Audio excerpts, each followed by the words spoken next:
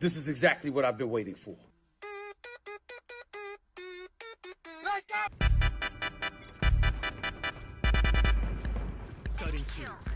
Hey, bitch, what's up, bitch? Suck my dick, bitch. What are you aiming at? You better stop! Stop! Bitch, what's up with it, cuz? One enemy remaining.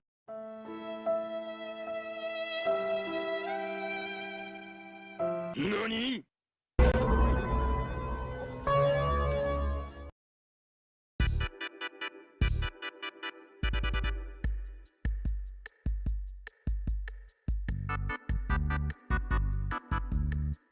Hello everybody and welcome to the no-nonsense guide to playing Valorant for beginners in 2021. If you're unfamiliar with Valorant, it's a free-to-play multiplayer first-person, hero-based shooter where you're forced to take a second mortgage out of your own house if you just want to buy an average-looking skin bundle. With infinite resemblances to Counter-Strike, Valorant is seen as an immensely competitive FPS with spray patterns wider than Kylo Ren's torso and higher than Snoop Dogg on April 20th. With that being said, these still are 3 necessary tips beginner Valorant players need to be successful. Valorant's been an absolutely massive hit within the gaming industry, and it's even taken the holy trinity of gaming by storm, that being YouTube, Twitch, and esports. It's easy to pick up, hard to master, fun, addicting, and so rage-inducing.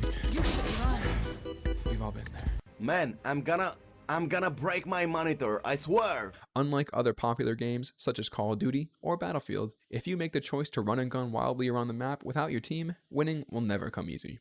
That's been my brief synopsis of Riot Games' Valorant, the favorite child of an obsessively weird relationship between Overwatch and Counter-Strike players. First and foremost, I do need to address the fact that I'm not a professional Valorant player. You might look at my gameplay and think, hey, this kid's trash, and all I can say to that is, you kinda have a point, but I do feel as if I've played this game for a long enough time to give my 2 cents regarding the essential basics that will lead to a foundation for success to be built upon. To kick things off with tip number 1, we need to discuss Crosshair Placement. I could not recommend a better, more crucial tip for beginners to start focusing on. This will immediately change the way you play, and improvements will be seen rapidly within your gameplay.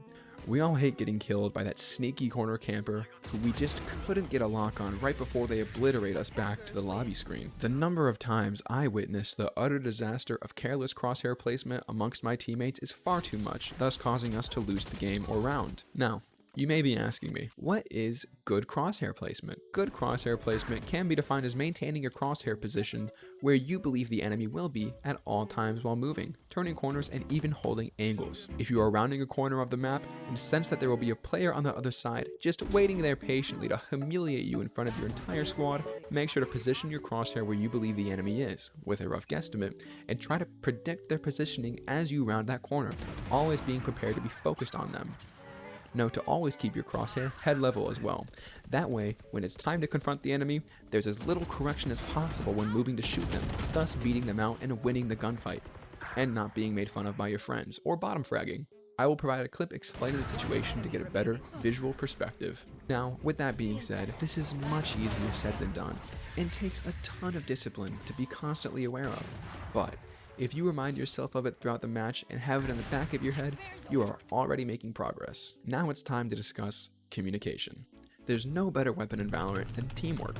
Now yes, I know that sounds like a cliche metaphor from your 4th grade English teacher who just got done talking about her recent divorce, but it truly is the case. When playing Valorant, make sure to always give good callouts, or comms as they say, to your squad mates. Whether you're relaying how much damage you did to the enemy right before they one-tap vandal you to the skull, or a simple directional callout if you see the other team from a distance. Hard A push. Communication is key. Speaking of directional callouts, it's also important to take the time to learn the names of certain areas of each map. Examples of this would be hookah, showers, or elbow. And if you get shot from above and have no idea where you got hit, just scream heaven. Now you might be asking yourself, but I don't want to take the time to learn these outside of the game. I just want to play. Well, I have good news for you. These can be learned by your fellow teammates by just simply asking them a question, saying, hey, what's the name of that? Or you can listen to them talking and pick up a mental note of what area they called. To sum up this portion of the video, I can just say, don't let your crippling social anxiety get the best of you. Talk a little. They're only human, and they'll most likely judge every word that you say. Speaking of the word judge, let's talk about how it's the best weapon in the game. Psych! On the topic of weapons, the last and final basic tip in Valorant is too much together. Sorry, I'm unorganized, and you have to deal with it. Like, do not bully people. One of the biggest things in Valorant that changed my game was the gun range. Even just using it for 5 minutes before I played helped me worlds, and it can help you too.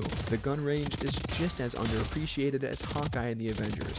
It's a tool that can really separate the average from the good. Here you can practice accuracy, crosshair placement, recognizing spray patterns, and so much more. You can even change the difficulty of practice sessions by pressing F3. Along with that, it's crucial to understand how economy works within Valorant. Now, I'm not talking about the monetary global distribution methods that make our world go round. Oh, brother, this guy stinks! I'm talking about managing the credits you earn with the credits that you spend. For example, let's say that you just clutched around for your team. Once your hands stop shaking from the strenuous anxiety that comes along with that, you notice you now have a total of 3,000 credits. Now, you probably want to buy a top tier weapon, such as the Phantom, worth 2,900 credits. And although you have enough, which is awesome, you will only be left with about 100 credits for armor and special abilities. It's better to purchase a lower tier weapon and save for the future. And let's be honest here, if you're anything like me, you'd probably die with it anyway. Try and manage your credits in a way that is savory, unless you have a lump sum. Then you can spend more and use your higher tier, more expensive weapons to turn on the enemy, thus flipping the economy. Also, if you kill an enemy and they drop a weapon on the floor more expensive than yours, always grab it. Even if you don't want it, you can give it to somebody else in your team. Can I get a drop? Thanks.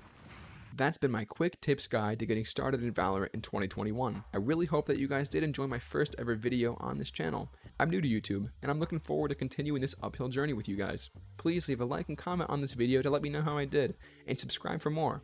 Thank you guys once again for watching, and peace out.